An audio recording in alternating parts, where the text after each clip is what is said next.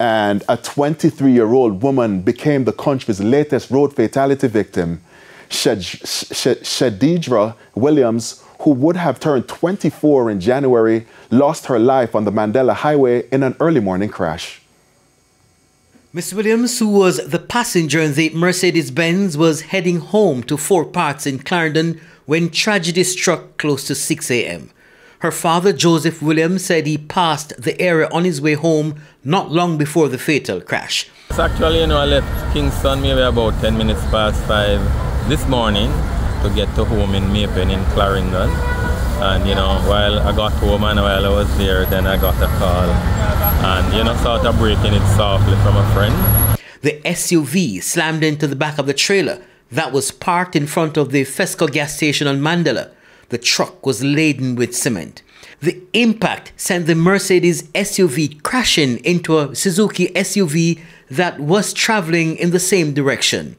Both drivers, we understand, are okay. My daughter, really sweet young lady. She graduated from University of South Florida in May.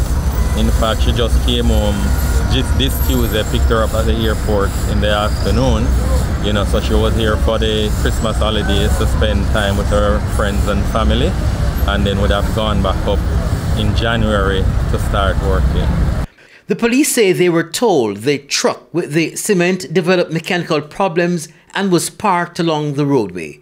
Head of the Highway Patrol, Superintendent Lansford Salmon, says the police have been talking to the driver of the Mercedes SUV. The driver of the SUV, in his preliminary report to the police, is telling the police that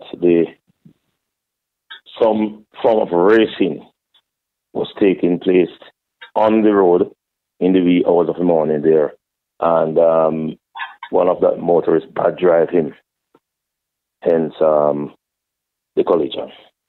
Motorists, including the father of the deceased, have expressed concern about the trucks often said parked in the vicinity of the Fesco gas station on Mandela, in some cases trucks without reflectors. It's really a significant contributor to the event. Quite honestly, I think it's a dangerous practice to have trucks pulling up on the South Shore on a major highway like this. So it's really an unfortunate situation. I think it is something that the authorities should look into and really try to correct this bad practice which has been happening for some time now. The police say they have no issue with the practice. Well, from the policing point of view, at this time we have no concern. When these trucks are parked there, in our opinion, they're properly parked with reflectors and so on. So we have no concern as to safety concern as it relates to these trucks being parked there. Kirk Wright, TVJ News.